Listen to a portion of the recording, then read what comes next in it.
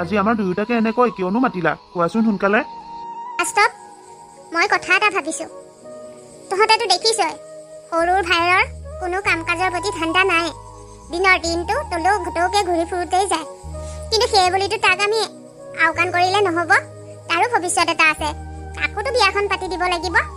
সেয়ে মই ভাবিছোঁ তই বিয়া বাৰু পাতি আজৰি হ'লিয়েই যেতিয়া, এতিয়া অলপ দিনৰ বাবে বিদেশলৈ কাম এটা বিচাৰি যা, নহ'লে তাতে থাকি 2-এটকামান গোটাব পাৰিলে ইয়াত আহি কিবা এটা কৰিব পাৰিবি। বিদেশলৈ কিয়? মই দেখোন ইয়াতেই থাকি ঘৰৰ পৰাই কিবা এটা কাম কৰিব পাৰিম। নালাগে বোপাই, ইয়াত থাকি কেইটকা ইনকাম কৰ জনা আছে, আৰু এই কেইটকা ইনকাম কৰি কেৱল পেটটোহে পোহপালন দিব পাৰিবি, তাৰ বাহিৰে একো কৰিব নোৱাৰ। মা, আপুনি সেইটো কি সিদ্ধান্ত লৈছে? মই কিবা ভুল কৰিছোঁ নেকি, যাৰ বাবে আপুনি এনেকৈ মানুহজনক আঁতৰাই পঠাব বিচাৰিছে, তাকো বিদেশলৈ? মা, এইখন ঘৰলৈ বিয়া হৈ অহা মোৰ ছমাহেই হোৱা নাই, এতিয়া আপুনি এইদৰে মোক মানুহজনৰ পৰা আঁতৰ নকৰিবচোন। মিতালী এতিয়া মাক হ'ব ওলাইছে, আৰু মই এইকণ সময়ত তাইক এৰি কেনেকৈ বিদেশলৈ যাওঁ? মই কোৱা শুনো, মাইকী মানুহৰ বোলে এনেকুৱা অৱস্থাত নিজৰ স্বামীজন লগত থকাটো বহুতেই দৰকাৰী, কিন্তু তুমি সকলো জানিও কি কাৰণত মোক বিদেশলৈ পঠাব বিচাৰিছা? বাস্তৱ বোৱাৰী, তোমালোকৰ বাবে মোৰ এই সিদ্ধান্তটো হয়তো কঠোৰ হৈছে, শুনি তোমালোকে বেয়া পাইছা, কিন্তু মোৰ এই কঠোৰ সিদ্ধান্তটোৰ বাবেই তোমালোকে ভৱিষ্যত সুখেৰে থাকিব পাৰিবা। গতিকে মই আৰু সিদ্ধান্ত সলনি নকৰোঁ। বাস্তৱ, তয়ো সোনকালে বিদেশলৈ যাবলৈ সাজু হ। এতিয়া যাহঁত, নিজৰ কামত লাগগৈ। মই জানো নহয়, ইয়াত থাকি সি ঘৈণীয়েকৰ আগে পাছে ঘূৰি ফুৰিবলৈ। ঘৈণীয়েকৰ আগে পিছে ঘূৰি ফুৰিলে ক'ৰ পৰা পইচা ইনকাম হ'ব? আৰু বাস্তৱ ঘৰত থাকিলে মই দেখোন বোৱাৰীক একো হুকুমেই দিব নোৱাৰিম। বোৱাৰীজনীক যদি মই শাসনতেই চলাব নোৱাৰোঁ, শাহু কিয়? যা, তোক মই বাহিৰলৈ পঠালেহে বোৱাৰীজনী মোক হাতৰ মুঠিত ৰাখিব পাৰিম। মিতালী, এইদৰে কিয় কন্দা-কটা কৰি আছা? তুমি এইদৰে কন্দা-কটা কৰি থাকিলে মই জানো যাবলৈ পাৰিম বাৰু? মোৰ কথা ভাবি এবাৰ কন্দা-কটা কৰা বাদ দিয়াচোন। আৰু মই একেবাৰে নাযাওঁ নহয়, মাত্ৰ 2টা বছৰৰ বাবেহে বিদেশলৈ যাম। আৰু মই যদি 2টা বছৰ বিদেশত থাকিলে আমাৰ ভৱিষ্যতটো ভাল হয়, তেতিয়াহ'লেনো ইয়াত বেয়া পাবলগীয়া কি আছে? নাকান্দিবাচোন, আৰু মই ফোন কৰি তোমালোকৰ খা খবৰ সদায় ৰাখি থাকিম নহয়। নকনাকৈ কেনেকৈ পাৰিম কওকচোন? মই জন্মৰ পৰা মৰম কি বস্তু বুজিয়েই পোৱা নাছিলোঁ। জন্মৰ পাছতে মা দেউতা দুয়োকে হেৰুৱালোঁ। সৰুৰ পৰা খুৰীৰ অত্যাচাৰতেই ডাঙৰ দীঘল হ'লোঁ, আৰু এতিয়া আপোনালৈ বিয়া হৈ আহি মৰম কি বুজিব পাৰিছিলোঁ। কিন্তু ভগৱানৰ বাৰু সেইখিনিও সহ্য হ'ব নাপায়নে বাৰু? নিষ্ঠুৰ ভগৱানে আপোনাক মোৰ পৰা আঁতৰাই ল'বলৈয়ে চক্ৰান্ত কৰিলে, আৰু আপুনিও মাৰ কথা শুনি একেবাৰে বিদেশলৈ যাবলৈ ঠেঙেই দাঙি ল'লে। এবাৰ ভাবকচোন, মই বাৰু আপোনাৰ অবিহনে কেনেকৈ থাকিম? আৰু আপোনাৰ বাৰু মোৰ এই গৰ্ভত থকা সন্তানটোলৈ মনত নপৰিবনে? কি ভাবি আপুনি যাবলৈ ওলাইছে বাৰু? তুমি নুবুজিবা, আৰু ময়ো তোমাক বুজাব নোৱাৰো মই মনত কিমান এটা ডাঙৰ দুখ লৈ যাবলৈ ওলাইছো। কিন্তু তুমি দেখোন ভালদৰে বুজি উঠিছা যে এইখন ঘৰত মাৰ সিদ্ধান্ত মতেহে সকলোখিনি হয়, আৰু মায়ে যেতিয়া এবাৰ সিদ্ধান্ত ল'লে এই সিদ্ধান্তটো সলনি নকৰে। মই মাৰ সিদ্ধান্ত আওকাণ কৰি এইখন ঘৰত থাকিবলৈ হ'লে কুৰুক্ষেত্ৰৰ ৰণ হ'ব। গতিকে মই বিদেশলৈ যোৱাটোৱেই মংগল হ'ব। তুমি এইদৰে কন্দা-কটা নকৰিবা। তুমি কন্দা-কটা কৰি থাকিলে মই তাত গৈ শান্তিৰে থাকিব নোৱাৰো। তোৰ সাজি কাচি হোৱাই নাই নেকি? কি কৰি আছ ৰুমত সোমাই? আহ আকৌ, বাছ সাৰিয়ে যাব নহ'লে। মা, গৈছো। জালি, শুনিছানে? মায়ে চিঞৰি আছে। আৰু তুমি এইদৰে থাকিলে মই কেনেকৈ যাম বাৰু কোৱাচোন? কন্দা-কটা বন্ধ কৰা আৰু ভালদৰে থাকিবা। সকলোবোৰ কথা মোৰ আগত শ্বেয়াৰ কৰিবা মই যেতিয়াই ফোন কৰোঁ। একো এটা কথা মোৰ পৰা লুকাবলৈ নিবিচাৰিবা দেই। এতিয়া ব'লা বাহিৰলৈ।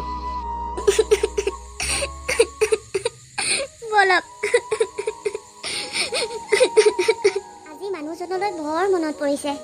কিমান দিন যেন হ'ল মানুহজনৰ চেহেৰাটো নেদেখা। তেওঁ চাগে আমাক পাহৰিয়েই পেলালে।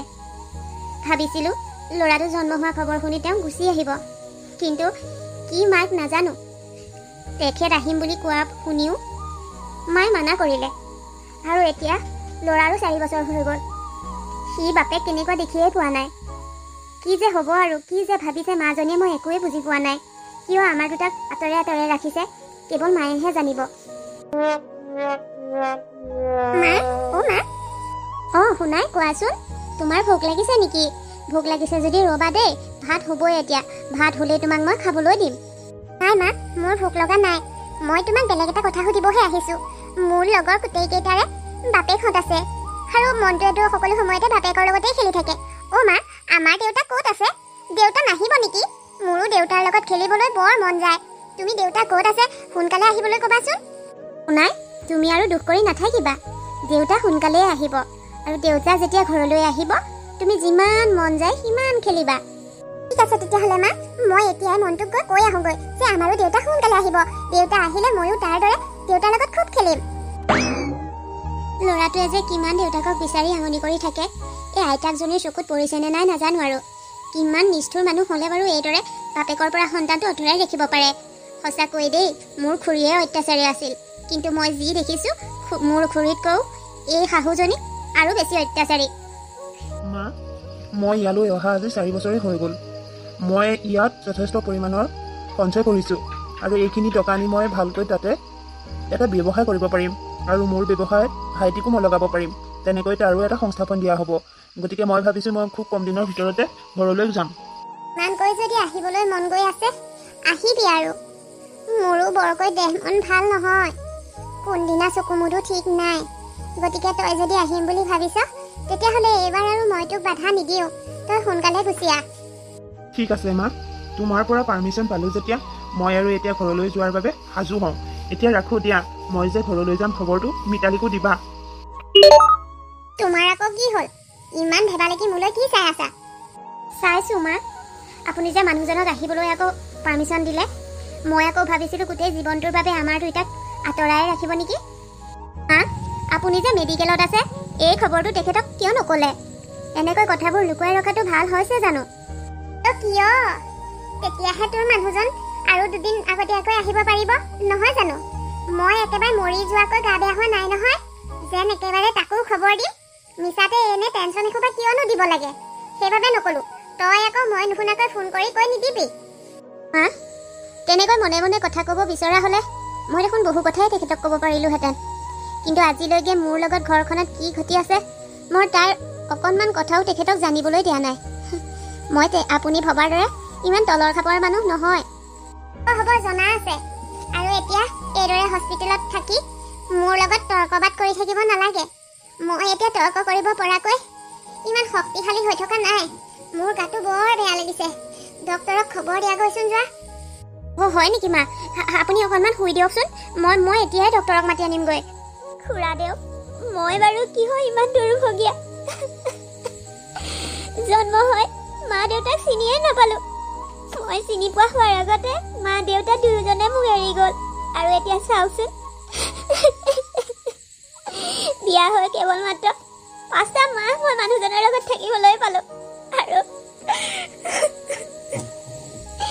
এতিয়া ঘৰলৈ বুলি উভতি অহা মানুহজন ৰাস্তাতে যে নাইকিয়া হ'ব কেনেকৈ জানিছিলোঁ বাৰু?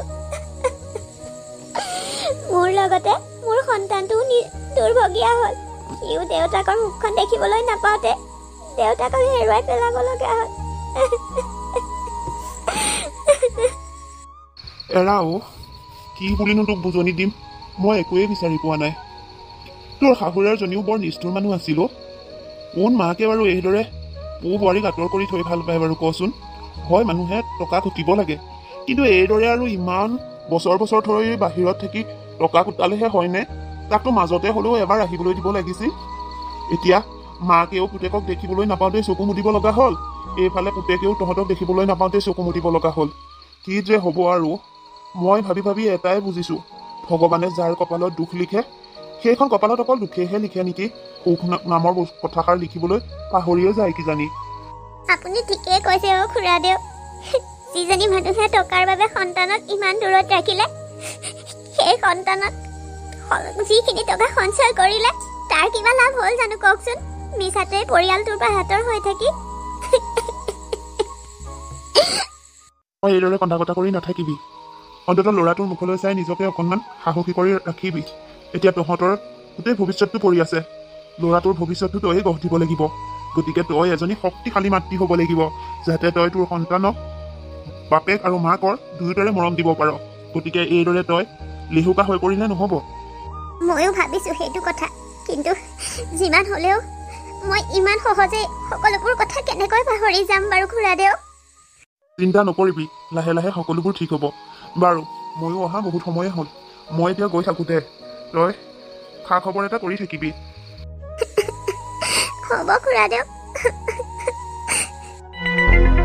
অঁ বুঢ়া দেখোন অকলেহে গ'ল বেদান্ত তুমি এইবোৰ কি কথা কৈছা খুৰাদেউ অকলেহে আহিছিল আৰু যাওঁতেতো অকলেই যাব লাগিব লগত কোন যাবনো আমি আকৌ ভাবিছিলোঁ আপোনাক নিবলৈ আহিছে বুলি কিন্তু আপোনাক নিবলৈ অহা নাছিল মানে কি যে কথাবোৰ কৈ আছা নহয় মই এতিয়া এইখন ঘৰৰ বোৱাৰী মানুহজন নাথাকিলে বুলিয়ে মই এইখন ঘৰত থকাৰ অধিকাৰকণো হেৰুৱাই পেলাম নেকি আৰু মোৰ এইখন ঘৰ থাকোঁতে মিছাই মই খুৰাদেউহঁতৰ ওপৰত বুজা হ'বলৈনো কিয় যাম বাৰু দাদেউৰ লগত নগ'লে বুজা হ'ব বুলি কিন্তু এইখন ঘৰত থাকিলেওতো আপুনি আমাৰ বাবে বুজা হ'ব এতিয়া আপোনাক ভৰণ পোষণ কোনে কৰিব মোৰোতো এটা পৰিয়াল হ'ল সময়ৰ লগে লগে মোৰো পৰিয়াল ডাঙৰ হ'ব এতিয়া আৰু মই বেলেগৰ কথা ভাবিব নোৱাৰোঁ গতিকে আপুনি আৰু এইখন ঘৰত থাকিব নালাগে তালি টোপোলা বান্ধি এইখন ঘৰ এৰি গুচি যাওক তুমি তেনেকৈ ক'লে নহ'ব নহয় এইখন ঘৰত সম্পূৰ্ণ অধিকাৰ মোৰো আছে গতিকে মই এইখন ঘৰৰ পৰা কলৈকো নাযাওঁ আপুনি হয়তো এটা কথা এতিয়ালৈকে জনাই নাই যে এই ঘৰৰ মাটি বাৰী সকলোখিনি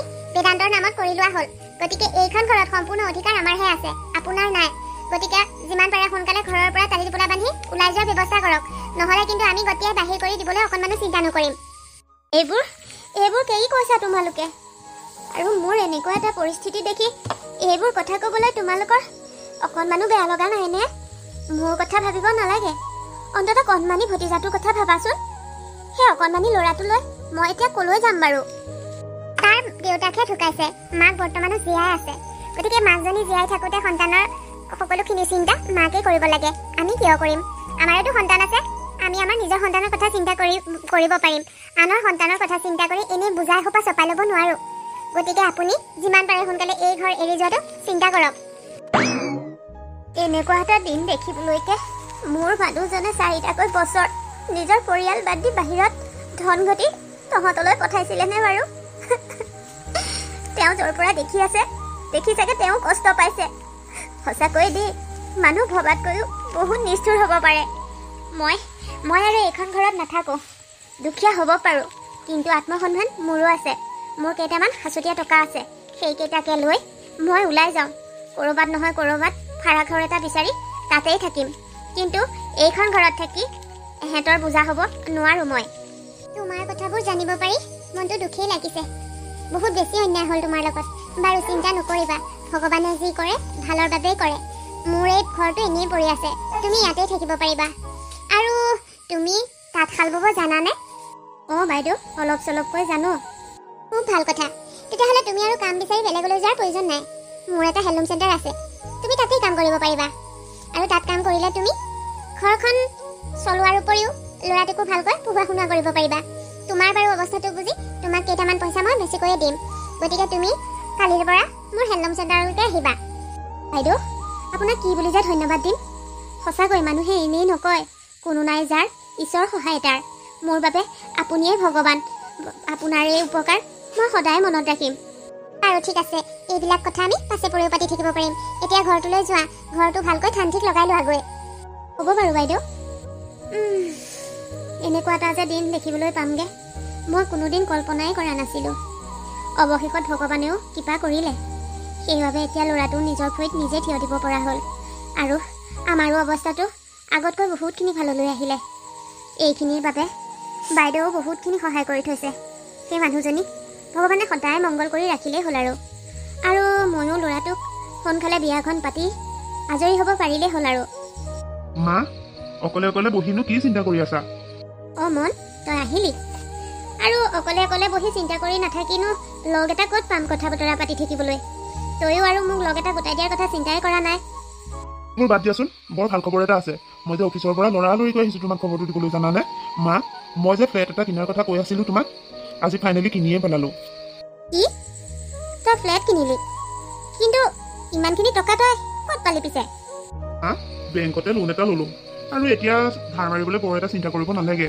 ময়ো ভালেখিনি দৰমহা পাওঁ গতিকে ভাবিলোঁ কিমাননো আৰু ভাড়া ঘৰত থাকিম সেয়ে নিজৰ বুলি ঘৰ এটাও লাগে নহয় জানো সেইবাবে ঘৰটো লৈয়ে পেলালো আৰু আমি কালিলৈ মানে চাগে সেই ঘৰলৈ যাম মা সেইটো বাৰু হয় আমাক নিজাকৈ ঘৰ এটা লাগে বাৰু মন এতিয়া তই নিজে নিজৰ ভৰিত থিয় দিবি আমাৰ নিজাকৈ ঘৰ এখনো হ'ব মই ভাবিছোঁ সোনকালে তই বিয়াৰ কথাও চিন্তা কৰ দেখিছই নহয় কিমান কষ্ট কৰি কৰি মই এইখিনি পাইছোহি কিমাননো আৰু কাম কৰিম কচোন মোৰো এইটো মানুহৰ দেহাহে মোকো অকণমান জিৰণিৰ প্ৰয়োজন গতিকে তই যদি বিয়া পাতি বোৱাৰী এজনী আন তেতিয়া মই অন্ততঃ অকণমান জিৰণি ল'ব পাৰিম তুমি ইমানকৈ কৈছা যেতিয়া বাৰু মই লাহে লাহে বিয়াৰ কথা চিন্তা কৰিম আৰু হয় নেকি তেতিয়াহ'লে মই গাঁৱৰ ফালে ছোৱালী এজনী চোৱাৰ ব্যৱস্থা কৰোঁ নাই নাই মা তুমি ছোৱালীৰ বাবে চিন্তা চৰ্চা কৰিব নালাগে মই ছোৱালী এজনী এক প্ৰকাৰ ঠিকেই কৰি থৈছোঁ তাইও আমাৰ অফিচতে চাকৰি কৰে হয় নেকি বাৰু তই ছোৱালীজনী ঠিক কৰি থৈছ তাত মোৰ ক'ব লগা একো নাই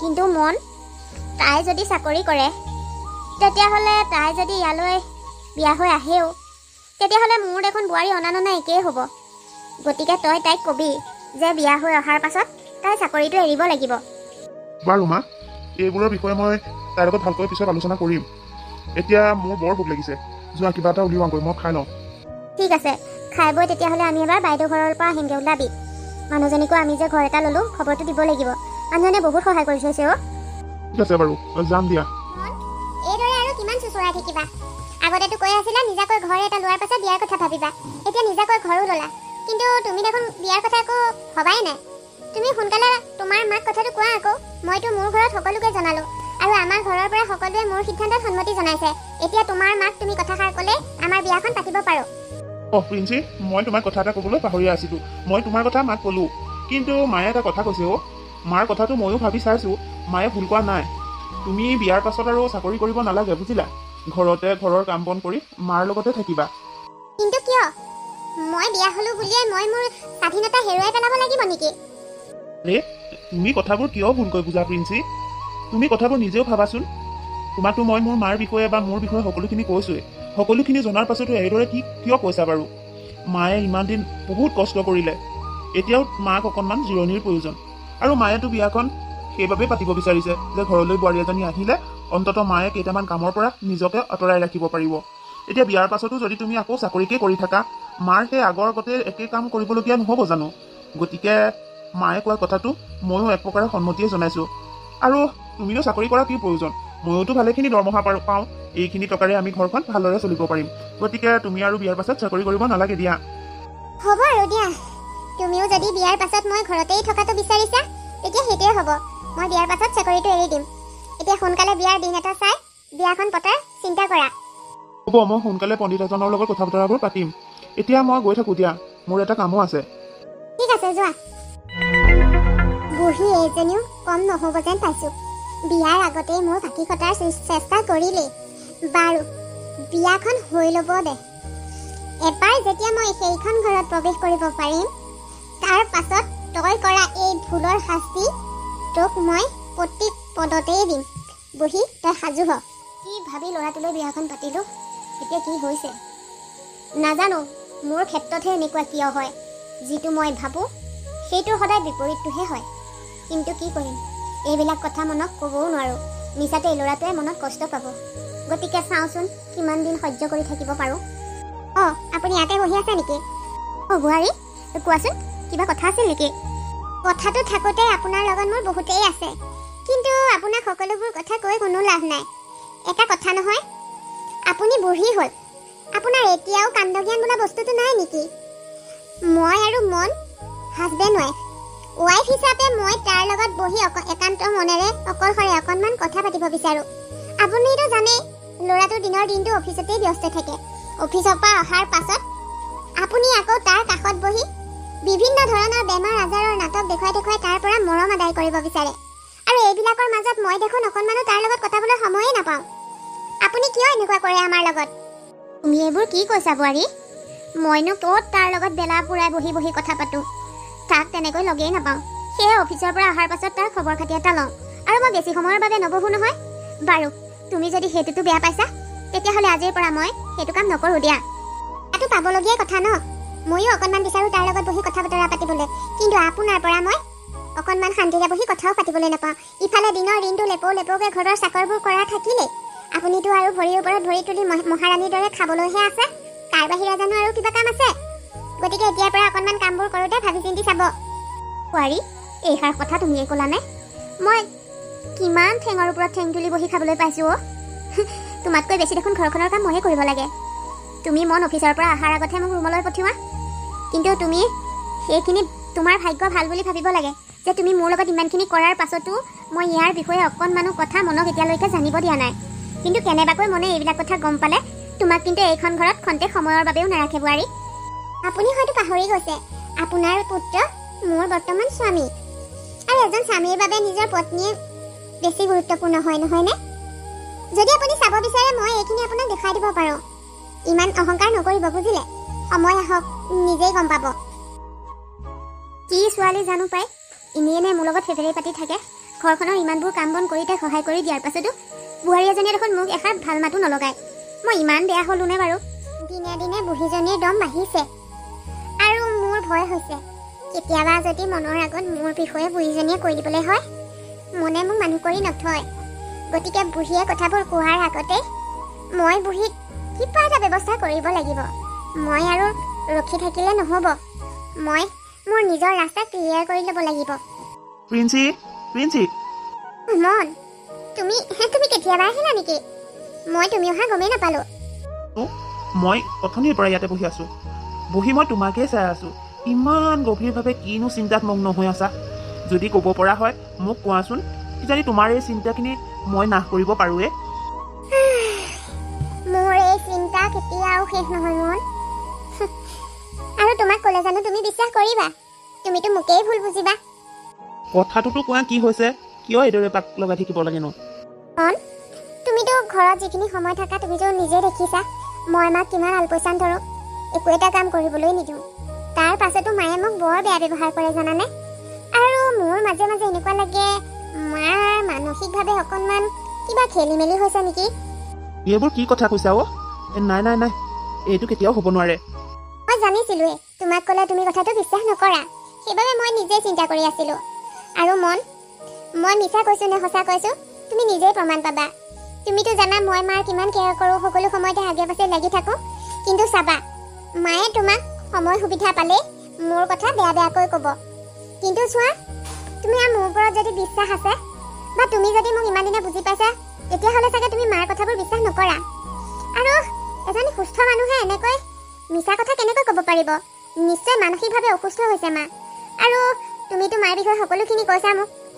মই ভাবোঁ মায়ে ইমানখিনি মূৰত প্ৰেছাৰ লওঁতে লওঁতে এতিয়া চাগে অকণমান খেলি মেলি হৈছে। এইটো স্বাভাৱিক, আৰু চিন্তা কৰিব নালাগে। ডক্তৰৰ লগত ভালদৰে কথা বতৰা পাতি দেখুৱালে মেলিলে মা আকৌ ঠিক হ'ব। বাৰু, সময় আহকচোন, কি হয় দেখা যাব। এতিয়া যোৱাচোন, মোৰ বাবে চাহ একাপ কৰি আনাগৈ, মাথাটো বৰ বিষাই আছে। অ' মন, তই আহিলি নেকি? অ' মা, মই আহিলোঁ। আহি তোমাক মাত দিছিলোঁ, তুমি হয়তো টোপনি গৈ আছিলা, সেয়ে মোৰ মাতটো নুশুনিলা। এতিয়া গা মূৰবোৰ ঠিকে পাই আছানে মা? মন, মই তোক হাত জোৰ কৰিছোঁ, তই যদি পাৰ মোক বৃদ্ধাশ্ৰমতে থৈ আহগৈচোন। বৃদ্ধাশ্ৰম? অঁ, বৃদ্ধাশ্ৰম। মই বৃদ্ধাশ্ৰমত থাকিলেই চাগে অকণমান শান্তিত থাকিবলৈ পাৰিম। এইখন ঘৰত মই অকণমানো শান্তিত থাকিবলৈ নাপাওঁ। বোৱাৰীজনীয়ে মোক বৰ অত্যাচাৰ কৰে। এইখন ঘৰত থাকিলে মই সোনকালে মৰিব লাগিব। গতিকে তই যদি পাৰ মোক বৃদ্ধাশ্ৰমতে থৈ আহগৈচোন। বাৰু মা, মই এই বিষয়ে চিন্তা কৰিম। কিন্তু এটা কথা মা, অফিচত বহুত কাম বন কৰি ভাগৰি জুগৰি ঘৰলৈ আহোঁ। গতিকে ঘৰলৈ অহাৰ পাছত কথাবোৰ কওঁতে অকণমান সময়ৰ প্ৰতি লক্ষ্য ৰাখিবাচোন। হয় দে, বুঢ়ী হৈছোঁ যে কোন সময়ত কি কথা ক'ব লাগে পাহৰিয়ে থাকোঁ। ভগৱানে ভাল ৰক্ষা কৰিলে দেই। যিটো লৈ ভয় কৰি আছিলোঁ সেইটো নহয় যেনিবা। কিন্তু মই ডক্তৰজনৰ এটা কথাহে বুজি নাপালোঁ। ডক্তৰজনে ক'লে মাৰ যত্নৰ প্ৰয়োজন, সময়মতে খোৱা লোৱা নকৰাৰ বাবে এই অৱস্থা হৈছে। ইফালে প্ৰিন্সিয়ে দেখোন কৈ থাকে তাই মাক বৰ যত্ন লয়। যদি তাই যত্ন লয়েই, তেতিয়াহ'লে মাৰ এনেকুৱা অৱস্থা কিয় হৈছে? বৰ পাজুল লাগিছে দেই। কি কৰিম, কাক বিশ্বাস কৰিম, কাৰ কথা শুনিম, মই একোৱে ভাবি পোৱা নাই। কি হ'ল, তুমি এতিয়ালৈকে শুৱাই নাই যে? মই আকৌ ভাবিছিলোঁ তুমি শুই পৰিলা বুলি। এতিয়ালৈকে শুৱা নাই, কি ভাবি আছা? মই মাৰ কথাবোৰকে ভাবি আছোঁ। মন, মোৰ কিন্তু ডক্তৰজনৰ ওপৰত সন্দেহ আছে। ডক্তৰজনে ভালকৈ চোৱা চিতা কৰিব নাজানে নেকি? কাৰণ মাৰ যিখিনি মই আচৰণ দেখিছোঁ, সেইখিনি আচৰণ দেখি সকলো মানুহে মাৰ যে মানসিকভাৱে বিকৃতি ঘটিছে কৈ দিব পাৰিব। কিন্তু ডক্তৰজনে এনেকুৱা কিয় কৰিলে মই বুজি পোৱা নাই। মন এটা কাম কৰোঁ, তুমি মাৰ কথা বাদ দিয়া চিন্তা কৰি থাকিবলৈ। মই আছোঁ নহয়, মাক মই বেলেগ এজন ডক্টৰৰ ওচৰলৈ কালিলৈ পুনৰ লৈ যাম। তুমি এই বিষয়ে চিন্তা কৰি থাকিব নালাগে। ভাল ডক্টৰ এজনক দেখুৱাই সঠিক ঔষধ খোৱালে মা সোনকালে সুস্থ হৈ যাব। গতিকে তুমি এইবোৰ ভাবি থাকিব নালাগে। ঠিক আছে বাৰু, তেতিয়াহ'লে তুমিয়ে ভাল ডক্টৰ এজনৰ ওচৰলৈ মাক লৈ যাবা।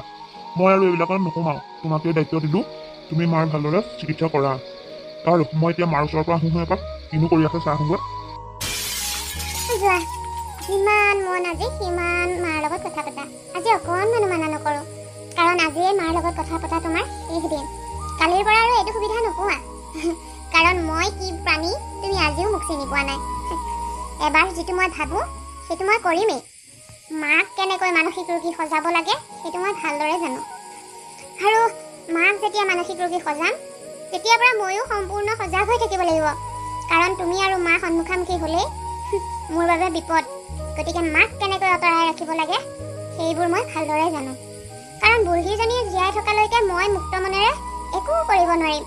যিমান পাৰোঁ সোনকালে মানুহজনীক চকুৰ আগৰ পৰা আঁতৰাব পাৰিলেহে মই শান্তিৰে উশাহ ল'ব পাৰিম। কি হ'ল, আপুনি এতিয়ালৈকে ৰেডি হোৱা নাই যে? সময় কিমান হ'ল গম পায়নে? যাওক সোনকালে ৰেডি হওকগৈ। বোৱাৰী, তুমি মিছাতে মোক ডক্টৰৰ ওচৰলৈ নিয়াত লাগি কিয় ইমান জোৰ কৰি আছা? মই কৈছোঁৱেই, মোৰ কোনো মানসিক বিকৃতি ঘটা নাই। কালি ডক্টৰে নিজ মুখেৰে কৈছে, ৰিপৰ্টতো স্পষ্টকৈ আছে। ইয়াৰ পাছতো তুমি মোক বাৰে প্ৰতি কিয় মানসিক ৰোগী সজাব বিচাৰি আছা? মই নাযাওঁ। আপোনাৰ মতে এইখন ঘৰত একো কথাই নচলিব, আৰু আপোনাৰ পুতেকে আপোনাৰ সম্পূৰ্ণ দায়িত্ব মোক দিছে। গতিকে এতিয়া মই যি বিচাৰিম সেইমতেহে হ'ব। মই যিটো কৈছোঁ সেইটো শুনক। যাওক সোনকালে ৰেডি হৈ আহক। হে ভগৱান, কি হ'ব আৰু? ৰ'বা, মই নোলাওঁ মানে তুমি নেৰা। মই সোনকালে ওলাই আহিছোঁ, ৰ'বা। আজি এতিয়ালৈকে মা ডাইনিঙলৈ অহা নাই যে, মা টোপনি গ'ল নেকি? আৰু এতিয়াৰ পৰা আমাৰ লগত একেলগে বহি খাবলৈ ডাইনিঙলৈ নাহে। মাক খোৱা বোৱাৰ সকলোখিনি ব্যৱস্থা ৰুমতেই কৰি দিয়া হৈছে। আৰু মই তোমাক কালি কৈছিলোঁ নে যে কালি আমি যিজন ডক্টৰৰ ওচৰত গৈছিলোঁ, ডক্টৰজনে ভালদৰে চোৱা চিতা কৰিব নাজানে। আজি মই পুনৰ মাক নতুন এজন ডক্টৰৰ ওচৰলৈ নিছিলোঁ নহয়, সেইজনে দেখোন আমি ভবাটোৱেই ক'লে। ৰিপৰ্টটো ৰুমতে আছে, চাই ল'বা। সেইটো ৰিপৰ্টত স্পষ্টকৈ লিখা আছে মাৰ যে মানসিকভাৱে অকণমান বিকৃতি ঘটিছে। আৰু ডক্টৰজনে এইটোও কৈ পঠাইছে যে মাক অকণমান আছুতীয়াকৈ ৰাখিবলৈ, কাৰণ কোন সময়ত কি আচৰণ কৰিব কোনো ঠিকনা নাই। সেয়ে মই ভাবিছোঁ এতিয়াৰ পৰা আমাৰ ৰুমতেই থাকিব, ৰুমতে খোৱা লোৱা সকলোখিনি ব্যৱস্থা কৰি দিম। হয় নেকি? উপায়টো নাই আৰু। যিমানখিনিহে কষ্ট ভুগিলে মানুহজনীয়ে, নহ'বনো কিয় এনেকুৱা। বাৰু, তুমি এতিয়াৰ পৰা মাক অকণমান বেছিকৈ খেয়াল ৰাখিবা। সময়মতে খোৱা লোৱাবোৰ দিয়াৰ উপৰিও ঔষধবিলাক সময়ে সময়ে খুৱাবা। তুমি সেইবোৰলৈ অকণমানো চিন্তাই নকৰিবা। মাৰ দায়িত্ব মোৰ ওপৰত দিয়া। মই সকলোখিনি মাৰ সময়মতে কৰি থাকিম। ইঞ্চি, সঁচাকৈ মই বহুত লাকি জানানে? সেইবাবে তোমাৰ দৰে এজনী পাৰ্টনাৰ পাইছোঁ। মোৰ লগতে মোৰ মাকো ইমান খেয়াল ৰাখে। হওক দিয়া, তোমাৰ কথা বতৰাবোৰ ভাবি মোৰ সঁচাই বৰ ভাল লাগে। বাৰু বাৰু, হ'ব দিয়া এইবোৰ কথা। ৰ'বা, মই খাবলৈ লৈ আহোঁগৈ। প্ৰিন্সি, মই যাবলৈ ওলালোঁ নহয়। মন, তই যাব ওলাইছ যদি এবাৰ তই মোৰ ৰুমলৈ আহাচোন। মোক তই যেনেকৈ হ'লেও বৃদ্ধাশ্ৰমত থৈ আহচোন। মন, মই বৰ কষ্ট পাইছোঁ। বোৱাৰীজনীয়ে মোক ঔষধবোৰ খাবলৈ বৰ জোৰ কৰে। তই মোক সোনকালে বৃদ্ধাশ্ৰমত থৈ আহগেচোন। মই ইয়াত ঔষধ খাই খাই মৰিব লাগিব।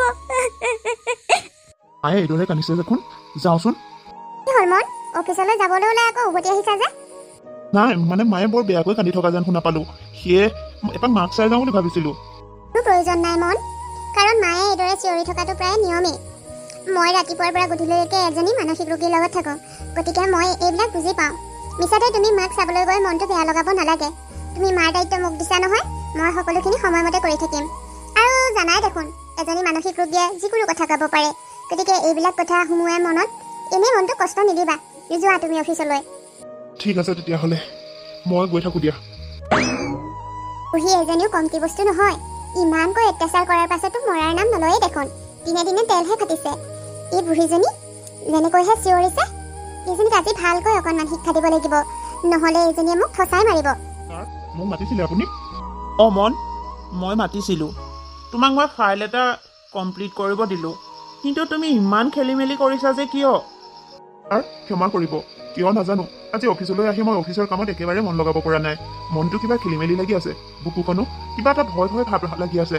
সেইবাবে হয়তো ফাইলটো খেলি মেলি হ'ল। আগলৈ এনেকুৱা নকৰোঁ। মাক মই আজিৰ কথাই কোৱা নাই। আজি অলপ দিনৰ পৰা চাই আছোঁ, তুমি অফিচৰ কামত একেবাৰে মন নিদিয়া হৈছা। এনেকৈ যদি অফিচৰ কাম কৰিবলৈ মন নাই তেতিয়াহ'লে তাৰ সুবিধা মই তোমাক কৰি দিব পাৰোঁ। নাই ছাৰ, এনেকুৱা নকৰিব। এনেকুৱা কৰিলে মোৰ বৰ বিপদ হ'ব। মই আজি কথা দিছোঁ ছাৰ, এতিয়াৰ পৰা মই কামবিলাক মনোযোগেৰে কৰিম, কেতিয়াও খেলি মেলি নকৰোঁ। বাৰু, এইবাৰলৈ মই তোমাক আকৌ এবাৰ সুযোগ দিছোঁ, কিন্তু চাবা এইটো সুযোগৰ অপব্যৱহাৰ নকৰিবা। পিছত কিন্তু মোক ভুল বুজি কোনো লাভ নহ'ব, কাৰণ মই কোম্পানীটোৰ লছ হোৱাটো কেতিয়াও নিবিচাৰোঁ। গতিকে বুজিছাই নহয়?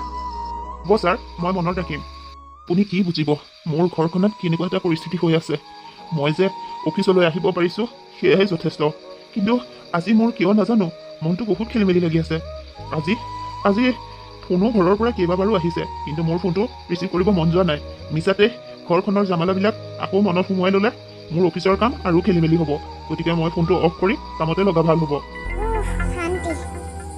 ইমান ৰাতিলৈকে বুঢ়ীজনী ঘৰলৈ উভতি নাহিল যেতিয়া, নাহে আৰু কেতিয়াও।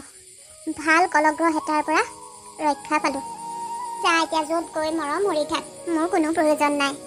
আৰু মই এনেও এইবোৰৰ পৰা বাচিবৰ বাবে মনলৈ কেইবাবাৰো ফোন কৰি থৈছোঁ। সি ফোনটো ৰিচিভ নকৰিলে ভালেই হ'ল, মই যিটোকে বিচাৰি আছিলোঁ সেইটোকেই হ'ল। পিঞ্চি, ইমান ৰাতিখন তুমি বাহিৰত ৰখি কি কৰিছা? আৰু কি কৰিব লাগে? ঘৰখনত পাগল মানুহ এজনী ৰাখি থৈ তুমি তাত নিশ্চিন্ত মনে কাম কৰি থাকিব পাৰিবা, কিন্তু এজনী পাগল মানুহৰ লগত থকাগৰাকীয়েহে জানে কি অৱস্থা হয়। তোমালৈ দিনত ইমানকৈ ফোন কৰিলোঁ, তুমি ফোনটো ৰিচিভ কৰাটো এবাৰো দৰকাৰী বুলি কিয় নাভাবিলা? ঘৰখনত কিমান এটা ডাঙৰ ঘটনা হৈ গ'ল, তুমি খবৰ ৰাখিছানে? ডাঙৰ ঘটনা? কি ডাঙৰ ঘটনা হ'ল পিঞ্চি? কিয় সুধিব আহিছা? এবাৰতো ঘৰখনৰ প্ৰতি দায়িত্ব ৰাখিব লাগে। জানা, তোমাৰ পত্নী এজনী পাগল মানুহৰ লগত থাকে। আজি ৰাতিপুৱা তুমি অফিচৰ পৰা ওলাই যোৱাৰ পাছতে কেনেকৈ নাজানো মায়ে ঘৰৰ পৰা বাহিৰ ওলাই গুচি গ'ল। ওলাই গ'ল যে গ'লেই, এতিয়ালৈকে উভতি অহা নাই। মই গোটেইখন চলাখ কৰি বিচাৰিলোঁ, কিন্তু নাই, ক'তো মাক বিচাৰি নাপালোঁ। সেয়ে এইখিনিতে ৰখি আছোঁ, কি জানিবা মা আকৌ উভতি আহে। তোমালৈও ইমানকৈ ফোন কৰিলোঁ, তুমিও ফোনটো ৰিচিভ নকৰিলা। বুজিলো কিয় মোৰ আজি অফিচত ইমান মনটো খেলি মেলি হৈ আছিল, কিয় বুকুখন ভয় ভয় লাগি আছিল। মই আচলতে কামৰ প্ৰেছাৰতে ফোনটো ৰিচিভ কৰিব পৰা নাছিলোঁ। কামবোৰ খেলি মেলি হোৱাৰ বাবে বছে মোক গালি দিছিল। সেইবাবে আজি ঘৰৰ ফোন ৰিচিভ নকৰোঁ বুলি কাম কৰি আছিলোঁ, কাৰণ কামটোতো ৰাখিব লাগিব ন। কিন্তু মা ক'ত যাব পাৰে? ৰ'বা, মই এতিয়াই মাক আকৌ বিচাৰি যাম। এতিয়া বিচাৰি গৈ কোনো লাভ নাই, কাৰণ মই গোটেইখিনি ওচৰে পাজৰে বিচাৰিলোঁ, ক'তো নাপালোঁ। মই যেতিয়া বিচাৰি নাপালোঁ, তুমিনো ক'ত পাবা? ইচ্ছা কৰি যেতিয়া কোনোবাই কাৰোবাক ক'ৰবাত এৰি থৈ আহে, তেতিয়া বিচাৰিলে জানো ভাব হাজাৰ বিচাৰিলেও নাপায়, নিশ্চয় নহয়নে বাৰু? মা তুমি উভতি আহিছা? সঁচাকৈ মনটো যে মোৰ কিমান ভাল লাগিছে মই বুজাব নোৱাৰোঁ। কিন্তু আপুনি কোৱা কথাষাৰ মই বুজি নাপালোঁ। কোনে কাক ইচ্ছা কৰি এৰি থৈ আহিছিল? আপুনি ক'ত বুজি পাব? আপুনি বিয়া পাতি পত্নীক মাৰ দায়িত্ব দিয়ে আপোনাৰ দায়িত্ব শেষ বুলিয়ে ভাবি লোৱা নাছিলে জানো? আপোনাৰ দৰে পুত্ৰ হোৱাতকৈ নোহোৱাই ভাল, জানেনে? মই খুৰীমাৰ সকলোখিনি কথাই জানো। মই গাঁৱৰে ছোৱালী, আপোনালোক আগতে যিখন গাঁৱত আছিল সেইখন গাঁৱৰে ছোৱালী। খুৰীমাৰ লগত কিমানখিনি হৈছিল সকলোখিনি জানো। এইটোও জানো যে খুৰীমায়ে আপোনাক এইখিনিত পোৱাবলৈ কিমান কি কষ্ট কৰিছিল। আৰু যেতিয়া আপুনি উন্নতিৰ জখলাত দুপে দুপে উঠিবলৈ পালে, তেতিয়া আপুনি আপোনাৰ নিজৰ মাতৃকেই পাহৰি গ'ল। নিজ মাতৃক আনৰ ঘৰৰ পৰা অহা এজনী মানুহৰ হাতত তুলি দি কি সঁচা কি মিছা, কি ভাল কি বেয়া, কি উচিত কি অনুচিত এইবোৰ বিচাৰ নকৰাকৈ চকু মুদি আপুনি আপোনাৰ পত্নীক বিশ্বাস কৰি ল'লে। তেতিয়া আৰু মাতৃৰ বাবে কি থাকিব? আৰু শুনক, আপোনাৰ মাৰ কোনো মানসিক বিকৃতি ঘটা নাই। আপোনাৰ পত্নীয়ে চক্ৰান্ত কৰিহে খুৰীমাক মানসিক ৰোগী সজাইছিল। আৰু খুৰীমায়ে সেইবাবে জানি বুজি ঔষধখিনি খাবলৈ বিচৰা নাছিল, কিন্তু আপোনাৰ পত্নীয়ে জোৰ জবজ খুৰীমাক সেইখিনি ঔষধ খুৱাইছিল, কাৰণ সোনকালে খুৰীমা এই পৃথিৱী এৰি যোৱাটো আপোনাৰ পত্নীয়ে বিচাৰিছিল। মিছাতেই এজনী সুস্থ মানুহক মানসিক ৰোগী সজাই ৰখাটো কিমান জটিল কাম আপুনি ভাবি চাওক। ইয়াৰ একমাত্ৰ কাৰণ হ'ল খুৰীমা যেন তেনে এই পৃথিৱী এৰি যাওক। আপুনিতো আপোনাৰ পত্নীৰ কথাকে বিশ্বাস কৰি এই সুস্থ মাতৃজনীক মানসিক ৰোগী কৰি পেলালে। এবাৰ নিজৰ মাজনীলৈ লক্ষ্য কৰক, কি অৱস্থা হৈছে। আপোনাৰ দৰে এজন পুত্ৰ থকাৰ পাছত লঘোণে ভোকে থাকি বাটৰ জাবৰৰ দমৰ পৰা শুকান ৰুটিৰ টুকুৰা বুটলি খাব লগা পৰিস্থিতিত পৰিছে। এবাৰ ভাবি চাওক কি হৈছে মানুহজনীৰ মনত। সঁচাকৈ মই আজি বৰ লাজ পাইছোঁ আপোনালোকৰ এই স্বভাৱ দেখি। যদি আপোনালোকৰ দৰে শিক্ষিত মানুহবিলাকে এনেকুৱা অশিক্ষিত আচৰণ কৰে তেনেহ'লে গাঁৱৰ সেই অশিক্ষিত মানুহৰ বাবে কি থাকিব আপুনিয়ে কওকচোন। মায়ে জাবৰৰ দমৰ পৰা ৰুটি বিচাৰি খাইছে? নাই নাই, মই এইটো কথা বিশ্বাস কৰিব নোৱাৰোঁ। কাৰণ ঘৰত ইমান ধুনীয়াকৈ খোৱা বোৱা কৰিবলৈ পোৱাৰ পাছত কিয় মায়ে জাবৰৰ দমৰ পৰা ৰুটি বুটলি খাব আপুনিয়ে কওকচোন। ৱাহ, মানিছোঁ কিন্তু আপোনাৰ চিন্তাধাৰা। আপুনি নিজেই ভাবক, যিজনী মানুহে এজনী সুস্থ মানুহক মানসিক ৰোগী সজাব পাৰে সেইজনী মানুহে কাৰোবাৰ খোৱা বোৱাৰ ধ্যান ৰাখিব পাৰেনে? আপোনাৰ মায়ে আজি কতদিন পেট ভৰাই খাবলৈ পোৱা নাই আপুনি খবৰ ৰাখিছে? নাখায় নাখায় মানুহজনী এই অৱস্থা। মা, তোমাৰ লগত যদি সঁচাকৈ এইখিনি ঘটি আছিল তেতিয়াহ'লে এবাৰলৈও তুমি মোক কিয় কোৱা নাছিলা? তোমালোকে এইবোৰ কথা মোৰ পৰা কিয় লুকুৱাই ৰাখিলা মা? অন্ততঃ তুমিতো মোক সকলোখিনি কথা খুলি ক'ব পাৰিলাহেঁতেন। তোকতো মই সকলোবোৰ কথা খুলি ক'বই বিচাৰি আছিলোঁ, কিন্তু তই জানো মোৰ কথা শুনিবলৈ সময় পাৱ? আৰু তোৰ পত্নীয়ে জানো তোকে মোকে অকলশৰে কথা পাতিবলৈ সুবিধা দিয়ে? যিদিন ধৰি তাই মোক ডক্তৰৰ ওচৰৰ পৰা আনিলে সেইদিন ধৰি মোক পাগল সজাই দেখোন ৰুম এটাতে বন্ধ কৰি ৰাখিলে। নাই খোৱা বোৱাৰ হিচাপ কৰে, নাই শুইছোঁ নে কি কৰিছোঁ খবৰ ৰাখে। কেৱল মাথো ঔষধখিনি নাখাওঁ বুলি কোৱাৰ পাছতো জোৰ জবজ কৰি মোক খুৱাবলৈহে জানিলে, যাৰ বাবে আজি মোৰ এইটো অৱস্থা হ'ল। অ' মন, মা, কথাবোৰ শুনি মোৰ হৃদয়খন ফাটি চিটি যাব ধৰিছে। মই তোমাৰ লগত যে ইমানখিনি হৈ আছে মই ভুলতেও জনা নাছিলোঁ। আচলতে প্ৰিন্সিয়ে এনেকুৱাই অভিনয়ত পাকৈত যে তাই মই অভিনয়ত অকণমানো সন্দেহেই কৰিব নোৱাৰিলোঁ। তাই সঁচাকৈ এজন নিপুণ অভিনেত্ৰী। ৰ'বা, এতিয়া মোৰ চকু খোল খাইছে, এতিয়াও পলম হৈ যোৱা নাই। তোমাৰ লগত কৰা শাস্তিৰ প্ৰতিটো শাস্তিৰ মূল্য তাই মোক দিব লাগিব। তোমাৰ চকু পানী প্ৰতি টোপালৰে মূল্য মই তাইৰ পৰা নিশ্চয় ল'ম। মোক ক্ষমা কৰি দিয়া মন। আচলতে মোক চাকৰিৰ পৰা আঁতৰাই অনাটোৱে মোৰ মনত এটা বৃহৎ জেদ হৈ পৰিছিল, যাৰ বাবে মই তোমাৰ মাক অকণমানো সহ্যই কৰিব পৰা নাছিলোঁ। আৰু সেই খং জেদবিলাক মোৰ ইমানেই বাঢ়ি গ'ল যে মই মানুহজনীক মাৰিবলৈ চেষ্টা কৰিছিলোঁ। মই বহুত ডাঙৰ ভুল কৰিলোঁ মন, তুমি মোক ক্ষমা কৰি দিয়া। ক্ষমা? তোৰ দৰে নাৰীক ক্ষমা কৰাৰ কথাই নাহে। ভুল মোৰেই। যিদিনা তই মোৰ মাৰ বিৰুদ্ধে অভিযোগ কৰিছিলি আচলতে সেইদিনাই মই তোক দুটা চৰ দিব লাগিছিল, কিন্তু সেইটো নকৰি মই ডাঙৰ ভুল কৰিলোঁ। কিন্তু এতিয়া আৰু মই ভুল নকৰোঁ। তোৰ আজিৰ পৰা এইখন ঘৰত আৰু আমাৰ লগত কোনো ধৰণৰ সম্পৰ্ক নাই। তই এতিয়াই এইখন ঘৰ এৰি গুচি যা। মন, মই ভুল কৰিছোঁ হয়, কিন্তু মোৰ লগত এনেকুৱা নকৰিবা। এতিয়া মোক খেদি দিলে মই কলৈ যাম? আৰু জানা দেখোন এতিয়া মোৰ গৰ্ভত তোমাৰ সন্তান আছে, গতিকে তুমি মোক এতিয়া খেদি দিব নোৱাৰা। তোৰ গৰ্ভত মোৰ সন্তান আছে সেইটো ময়ো জানো। তাক কি কৰিব লাগে তাৰো উচিত ব্যৱস্থা মই জানো। তই এতিয়াই এই ঘৰৰ পৰা ওলাই যা। অলপ দিনৰ পাছতে তোক লৈ মই ডিভ'ৰ্চ পেপাৰ পঠাই দিম, চাইন কৰি দিবি। আৰু যেতিয়াই সেই সন্তান জন্ম হ'ব তেতিয়াই তাক মই লৈ আহিম, কাৰণ তোৰ দৰে নাৰীৰ ছাঁটো মই সেই সন্তানৰ গাত পৰিবলৈ নিদিওঁ। তই এতিয়া যাব পাৰ। মন, মোক ক্ষমা কৰি দিয়া, এনেকুৱা শাস্তি নিদিবা। দৰকাৰ হ'লে এইখন ঘৰত মই চাকৰণীৰ দৰেই থাকিম, কিন্তু প্লিজ মোক তোমাৰ পৰা আঁতৰাই নপঠাবা। তোক ভালে ভালে কওঁতে তই ঘৰৰ পৰা ওলাই যাবি নে তোক মই কটিয়াই বাহিৰ কৰি দিব লাগিব? হ'ব দিয়া, মোক গঠিয়াই বাহিৰ কৰি দিব নালাগে, মই নিজে ওলাই যাম। হা, ভুল মোৰেই। নিজৰ চইচত বিয়া পাতিছিলোঁ যে, সেয়েহে এতিয়া তাৰ শিক্ষা ভালদৰেই পাইছোঁ। কিন্তু চিন্তা নকৰিবা, এতিয়াৰ পৰা মই তোমাৰ কথা মতেহে সকলোখিনি কৰিম। কেতিয়াও আৰু নিজৰ সিদ্ধান্ত অনুসৰি একোৱেই নকৰোঁ। তেতিয়াহ'লে শুন, মই তোলৈ বিয়া পাতিম বুলি এই অঞ্জলিকেই ভাবি থৈছিলোঁ। তাই এতিয়াও বিয়া হোৱা নাই, গতিকে তই প্ৰিন্সিৰ লগত ডিভ'ৰ্চ হোৱাৰ পাছতে এই অঞ্জলিকেই বিয়া পাতি ল'বি। হ'ব মা, তুমি যি কোৱা মই তাকেই কৰিম। এতিয়া আহা, ভিতৰলৈ যাওঁ।